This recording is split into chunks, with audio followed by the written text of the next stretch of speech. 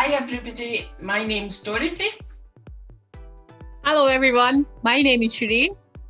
And we head up the Children's Ministry in Glasgow Elim here in Scotland. So we're being asked a couple of questions just to let you know how we've been managing through this pandemic, lockdown in Glasgow and with kids ministry.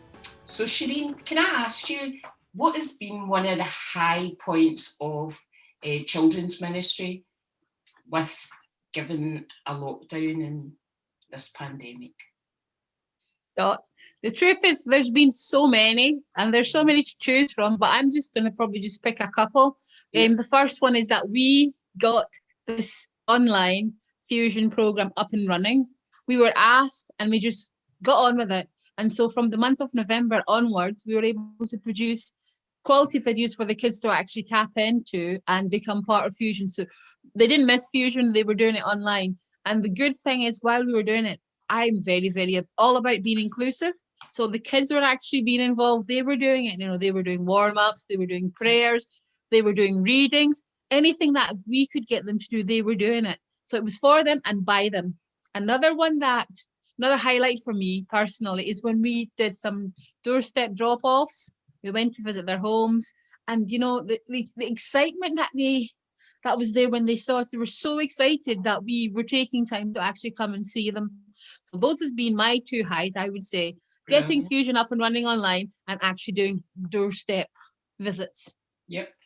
Good. It's now over to me to ask Dot a similar question. So my question to Dot is, Yeah. I've just spoken about the high points. So Dot, what do you think, what have been some of the challenges during this time for Yeah. Fusion, you think? Mm-hmm. So for me, and I know I'm speaking on behalf of yourself as well, the kind of challenges for us was that some of the families, we didn't know they were struggling, maybe practically, financially, emotionally, and also for the kids as well, not meeting up with their peers and their friends. So that was a challenge for us. And we were trying our best to kind of reach out at the times that we could. And because of the restrictions and the lockdown, it was kind of difficult to do that and even find out and reach out to families that were really struggling. And we only found out later on that this was the case. So I would say that was one of the kind of challenges. And if I can share another one, personally for me, I love face to face with our children and our kids and kids leaders. And that was another challenge for us, that we couldn't really meet face to face and spend a lot of time with them as well. Yeah. Thank you, Dot. And I'm going to ask you another question. So, Yeah. after having said that, what would some of the things that you would say to encourage leaders, who might be watching this today and going, right, what can we do for our kids during lockdown? What kind of encouragement would you bring to them? What would you say to these leaders, Dot? So definitely for the leaders, I would say really tune into God. That's the thing for me, that when we're tuned into God and when we are doing our daily disciplines, that strengthens us and it helps us to move on and keep going on in God. And to also encourage our families as well, that we can have connections with, whether it be social media, whether it be writing a letter. All these wee things are little touches just to encourage our families. And I know that they get an awful lot about that, out of that, with connecting with us as leaders. And also, nobody gives you a manual to work it out. We just have to hear the voice of God and go with it. Sometimes we might flop with it, but most importantly, keep going and be encouraged, because God is our strength and we can do this. Yep. That is great, Dot. That's great.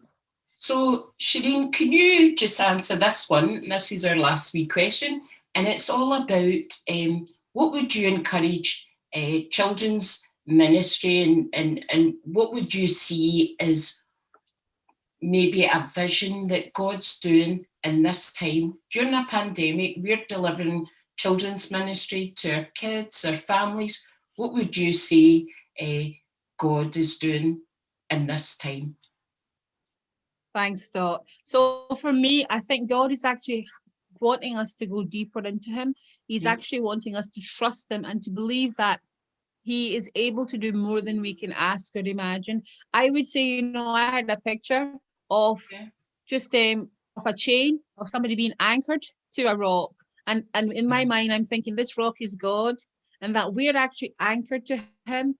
And Yeah. the person is walking along the ledge trying to see where they're going, but they're not sure. And the thing is, because they're anchored to God, God is going with them through this Mm-hmm. time. Everything is uncertain, everything is changing, but God is constant and he's coming with us. And I think in this time, he's wanting us to go to that place of going, God, I'm checking. Are you there? Yes, I know you're there.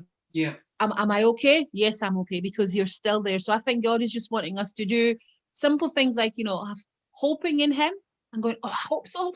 And then because of that hope, we can believe and then, have the faith to actually do something with it. And I think Yeah. that's what God is saying. Trust me and have the faith to believe that if you step out and do something, I'm with you. So Yeah. that's what I think God's doing. And I'm personally excited to see what happens when we come out the other side of this, because we'll have lots of stories of God Definitely. moving, especially not just in us as adults, but also in our children and Yeah. even in the children's leaders. So I would say, guys, keep going, keep pushing forward, keep encouraging your children to reach into God, because He is the constant. Yeah. That's brilliant, Sherine.